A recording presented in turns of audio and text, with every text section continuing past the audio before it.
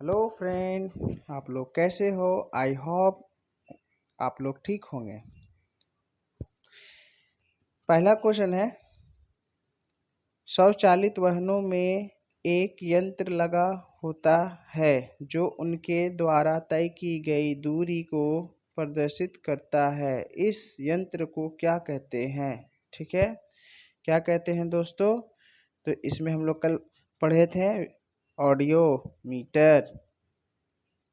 Next question का बात करते हैं दोस्तों, सरल रेखीय गति का उदाहरण है। ठीक है, कौन सा है? तो आंसर हो जाएगा सड़क पर कार की गति।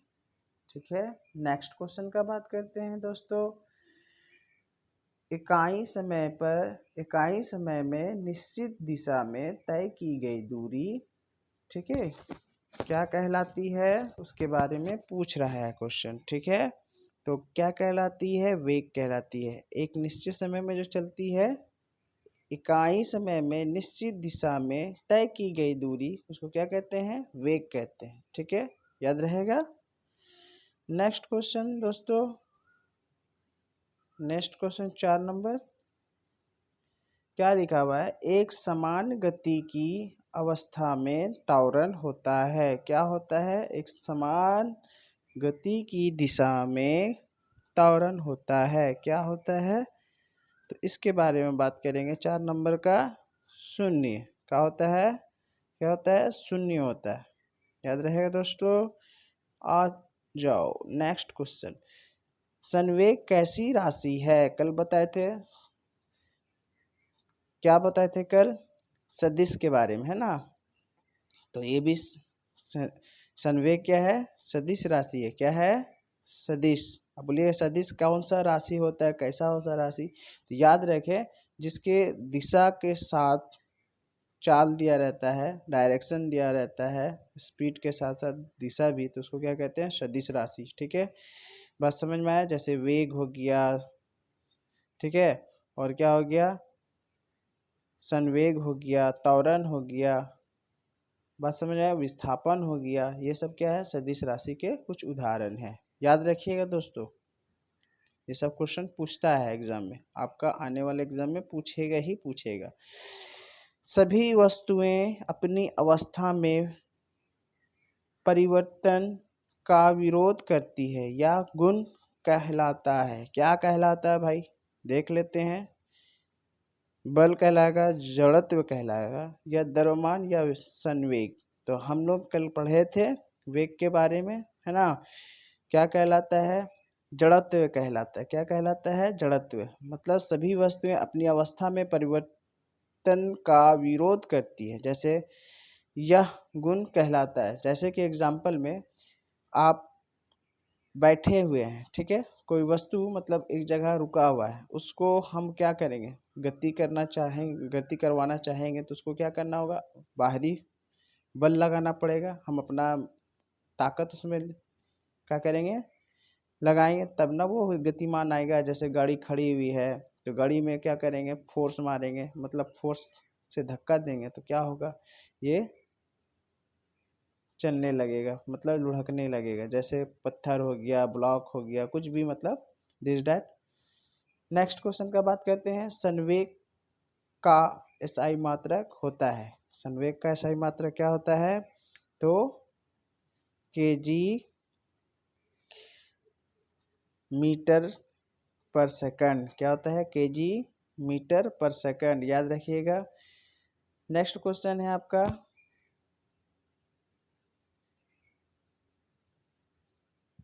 यदि दो वस्तु ए और बी द्रव्यमान क्रमशः 6 केजी तथा 34 केजी हो तो, ठीक है, अब क्या होगा? ए का जड़त्व बी से अधिक होगा, बी का जड़त्व ए से अधिक होगा, दोनों का जड़त्व बराबर होगा, ए तथा बी का जड़त्व शून्य होगा। ठीक है, तो देखिए जड़त्व किसका ज़्यादा होता है? जिसका द्रव्यमान ज़्यादा हो, ठीक है, जिसका भार ज़्यादा हो, उसका जड़त्व क्या होगा? सबसे ज़्यादा होगा। ठीक है, तो बी का जड़त्व क्या होगा? ए से अधिक होगा। ठीक है दोस्तों, नेक्स्ट बात करते हैं,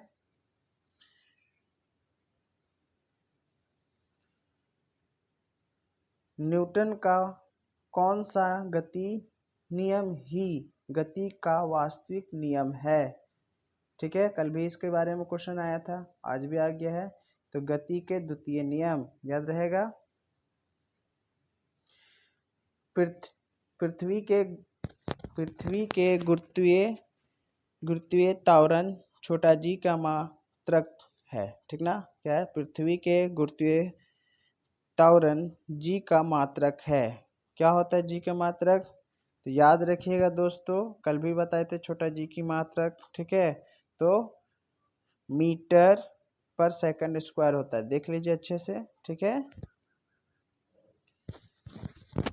पृथ्वी सूर्य के चारों ओर चक्कर लगाती है, यह किस बल के कारण होता है? तो आप याद रखिएगा, गुरुत्वाकर्षण के बल। ठीक है ना, गुरुत्वाकर्षण बल। यदि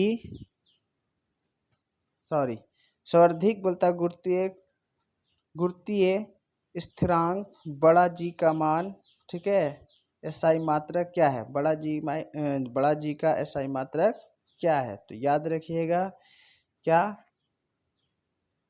बस आपको याद ये रखना है, option number C, newton metre square पर केजी स्क्वायर। ठीक है, क्या? न्यूटन मीटर पर केजी स्क्वायर। कितना नंबर है ये दोस्तों? 12। नेक्स्ट का बात, यदि दो वस्तु के बीच की दूरी को आधा कर दिया जाए तो उनके बीच का गुरुत्वाकर्षण बल किस प्रकार बदलेगा? ठीक है, किस प्रकार बदलेगा दोस्तों? तो याद रखिएगा, 4 गुना बढ़ जाएगा। क्या हो जाएगा? नेक्स्ट 14 नंबर क्वेश्चन, द्रव्यमान का मान सभी जगह होता है। क्या होता है? समान होता है। यस, क्या होता है? समान होता है। दोस्तों 15 नंबर में कुछ डायग्राम दिया हुआ है, देख लीजिए। दिए गए बोलता है चित्र पदार्थ के किस अवस्था के कणों को दिखाया गया है। ठीक है, पदार्थ के अवस्था की बात किए थे, कितने अवस्था होते हैं? तो हम लोग 3 अवस्था में उसके एग्जाम्पल के साथ पढ़े थे। तो क्या क्या है, जिस भी अवस्था का चीज है उसके बारे में यहाँ ऑप्शन को ढूंढना है। ये किसकी अवस्था है? ठोस की है, द्रव की है, प्लाज्मा की है, या गैस की है? तो सबसे ज्यादा क्या होता है? करीब करीब दोस्तों ठोस की होती है। ठोस की आपस में अणु क्या होती है? बहुत करीब करीब रहती है। ठीक है, मतलब इसके बीच की गैप की दूरी बहुत कम होती है। तो ये ठोस की है। क्या चीज की है दोस्तों? ठोस। अगरबत्ती की सुगंध आपको देर से तो मिलती है, इससे पदार्थ के कण के किस गुण का पता चलता है? ठीक है, याद रखिए दोस्तों, इसमें क्या हो जाएगा आंसर? आंसर नंबर डी हो जाएगा। पदार्थ के कण नियंत्रण गतिशील होता है। ठीक है, क्या होता है? नियंत्रण गतिशील। नेक्स्ट क्वेश्चन बात कर, निम्नलिखित में से किस पदार्थ से विसरण की गति तेज होगी? किसमें अधिक होगी? याद रखिएगा, ऑप्शन नंबर बी, ऑक्सीजन। ठीक है, वायुमंडलीय दाब पर 1 केजी ठोस को उसके गलनांक पर द्रव में बदलने के लिए जितनी उसमें ऊर्जा की आवश्यकता होती है उसे कहते हैं, क्या कहते हैं भाई? तो याद रखिएगा, ऑप्शन नंबर सी, संगलन। क्या? संगलन की गुप्त ऊष्मा। नेक्स्ट क्वेश्चन क्या है दोस्तों? नेक्स्ट क्वेश्चन है, द्रव अवस्था में परिवर्तित हुए बिना ठोस अवस्था से सीधे गैस और वाष्प ठोस में बदलने की प्रक्रिया क्या कहलाती है? मतलब कहने का है, कोई ठोस वस्तु है, ठीक है, और वो क्या हो रहा है? द्रव अवस्था में ना होके बल्कि गैस में हो जा रहा है, और गैस से डायरेक्ट फिर ठोस में हो जा रहा है। अगर उसको हम लोग क्या करें? जमा रहे तो ठीक है, तो वो भी क्रिया को क्या कहते हैं? ऊर्ध्वपातन। क्या कहते हैं? नेक्स्ट क्वेश्चन की बात करेंगे दोस्तों, कथनांक से कम ताप पर द्रव के वाष्प में परिवर्तन होने की प्रक्रिया क्या कहलाती है? ठीक है, तो यहाँ ऊर्ध्वपातन कहलाती है, या वाष्पीकरण, या संगलन, या गलनांक। ठीक है, गलन। यहाँ पर हमको क्या करना है? वाष्पीकरण। क्या है? क्वथनांक से कम ताप पर, मतलब जब खौलता है कोई चीज, उसके द्रव के वाष्प में परिवर्तन होने की प्रक्रिया को क्या कहलाती है? उसको क्या कहते हैं? जब मतलब वाष्प मतलब भाप में बदल कर उड़ जा रही है कोई सामान, तो उसको क्या कहते हैं? वाष्पीकरण। उसी चीज को पूछ रहा है जब वो वाष्पीकृत होता है। 0 डिग्री सेल्सियस बराबर होती है किसके बराबर होती है? 273 केल्विन। याद रहेगा। नेक्स्ट क्वेश्चन के बारे में बात करते हैं दोस्तों। डाल्टन के परमाणु सिद्धांत का निम्नलिखित में से कौन बिंदु द्रव्यमान संरक्षण के नियम की व्याख्या करता है? ठीक है, इसका आंसर क्या होगा दोस्तों? देख लीजिए, आंसर सी होगा। परमाणु अविभाजिक सूक्ष्मतम होते हैं, जो रासायनिक अभिक्रिया में ना तो निर्मित होते हैं और ना ही उनका विनाश होता है। ठीक है, डाल्टन साहब का क्या था? थ्योरम यही था। ठीक है, वो क्या दिए थे? परमाणु अविभाजिक सूक्ष्म कण होते हैं जो रासायनिक अभिक्रिया, ठीक है, रासायनिक अभिक्रिया में ना तो वो निर्मित होते हैं और ना ही उनका विनाश होता है। ठीक है, ना ही एटम क्या होता है? बनता है, और ना ही खत्म होता है। कहने का मतलब यही था। किनका था? डाल्टन साहब। नेक्स्ट क्वेश्चन है, ऑक्सीजन का परमाणु द्रव्यमान 16 U है, इसका अर्थ क्या होगा? ठीक है, तो इसका आंसर क्या होगा दोस्तों? बी। ठीक है, ऑक्सीजन का एक परमाणु कार्बन 12 परमाणु के द्रव्यमान के 1/12वें भाग से 16 गुना भारी है। क्या होता है? ऑक्सीजन का एक परमाणु कार्बन 12 परमाणु के द्रव्यमान के 1/12वें भाग से 16 गुना भारी होता है। ठीक है, किसी भी यौगिक का सूक्ष्मतम कण जो स्वतंत्र रूप से रह सकता है तथा उस यौगिक के सभी गुण को प्रदर्शित करता है कहलाता है। क्या कहलाता है? कल का क्वेश्चन है, अणु कहलाता है। ठीक है, निम्नलिखित में से कौन सा यौगिक चतुर्थीय परमाणु के है? चतुर्थीय परमाणु कौन हो जाएगा दोस्तों? बताइए, सोचिए थोड़ा सा। बी। क्या हो जाएगा? NH3। क्या हो जाएगा? NH3। याद रहेगा दोस्तों। 36 ग्राम जल को मोल में बदले। ठीक है, तो इसको याद रख लीजिए। ये सारा जितना भी है ना मैथ, सारा का एक वीडियो में बनाकर आप लोग को इसी तरह करवाएंगे। ठीक है, आंसर कैसे सॉल्व करते हैं इसको, तो याद रखिए। यहाँ कितना हो जाएगा इसका आंसर? 36 ग्राम जल को मोल में बदले 2 मोल।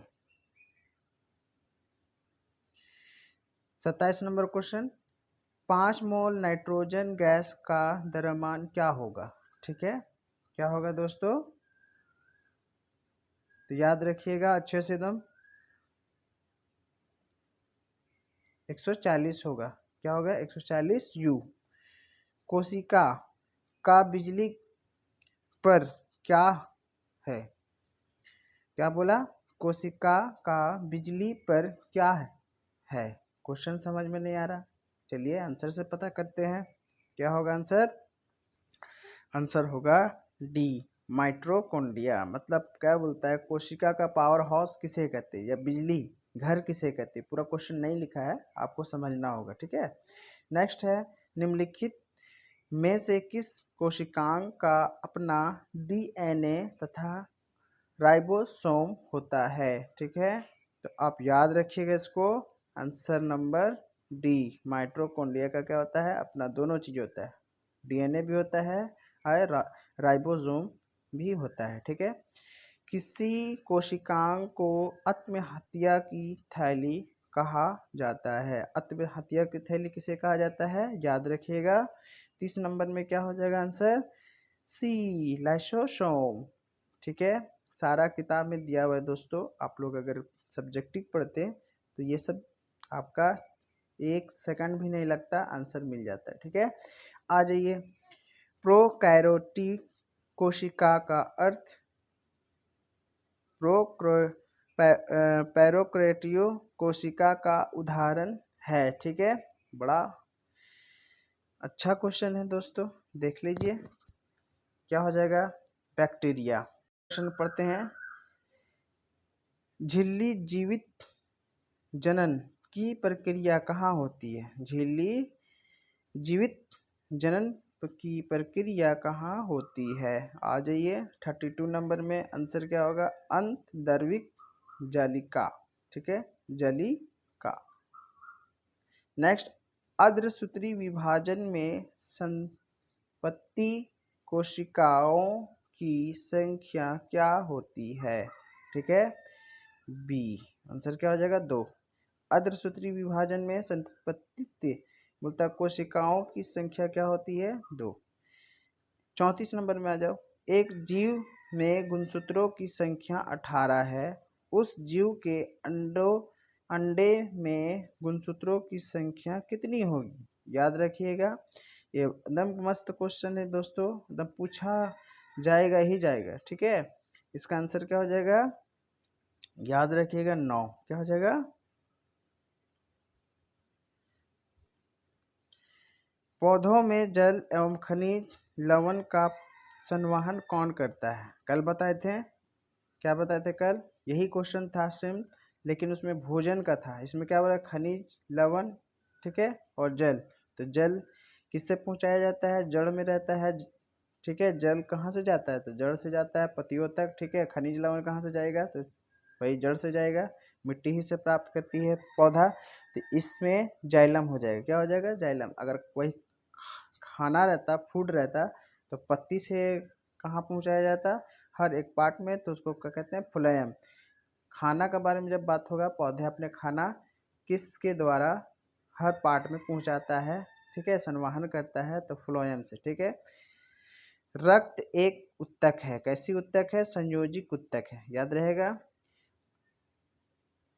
आ जाइए, नेक्स्ट क्वेश्चन, अस्थि एवं मांसपेशियों को जोड़ने वाली संरचना क्या कहलाती है, टंडल। कल का है क्वेश्चन। पैरोकाइमा, पैरोकाइमा जिसमें क्लोरोफिल हो कहलाती है, क्या कहलाती है, कोरोरे ना काइमा। ठीक ना, को कालोरे काइमा कहलाती, क्या कहलाती है। 39 में, किस उत्तक के विभाजन से पौधे की मोटाई बढ़ती है। ठीक ना, अब इसका आंसर क्या हो जाएगा दोस्तों, याद रखिएगा, ए, विभाज्य, विभाज्य विभाज्य तक। ठीक है, विभाज्यों तक। मुख गुहा की आंतरिक सतह किस किस उत्तक की बनी होती है, किसकी बनी होती है, मुख गुहा की आंतरिक सतह किस उत्तक की बनी होती है। आ जाइए, बात करते हैं, 40 का बी हो जाएगा, किसकी बनी होती है, तांत्रिका। ठीक है, क्वेश्चन में देखिए दोस्तों, अच्छे से दम याद रखिएगा, जितना पढ़ा रहे हैं इससे आपका एग्जाम में टर्म 2 में कम से कम 15 क्वेश्चन तो आना ही आना है ऑब्जेक्टिव, और इसी से आएगा, इससे बाहर से नहीं आएगा। ठीक है, अगर आप पिछले एग्ज़ाम को अच्छे से प्रिपेयर किए हैं तो इस एग्ज़ाम को आप आराम से क्रैक कर सकते हैं, लेकिन सब्जेक्टिव भी पढ़ना पड़ेगा। ठीक है, सब्जेक्टिव पढ़ लीजिए और ऑब्जेक्टिव भी पढ़िए। ठीक है, नंबर 1 नंबर ही बहुत काफ़ी होता है दोस्तों, 1 नंबर से आदमी फेल भी कर जाता है और 1 नंबर से ही टॉप भी करता है। ठीक है, तो याद रखिएगा, हर 1 नंबर के लिए आपको मेहनत करना है, हर 1 नंबर के लिए। ठीक है, ये नहीं कि यार 1 नंबर नहीं आ रहा तो क्या हुआ, नहीं, आपको अच्छे करना है ना, अच्छे से मार्क्स लानी है। ज़्यादा से ज़्यादा क्या कीजिए, अपने दोस्तों को, अपने इस वीडियो को क्या कीजिए, शेयर कीजिए अपने दोस्तों में, ग्रुपों में, ठीक है। पढ़ने वाले बच्चों को तक पहुंचाएं दोस्तों। आपके लिए ही मेहनत कर रहे, आपका यूट्यूब चैनल है, आप इसे क्या कीजिए, लाइक शेयर और चैनल को सब्सक्राइब कीजिए इस तरह से वीडियो पाने के लिए। Thank you.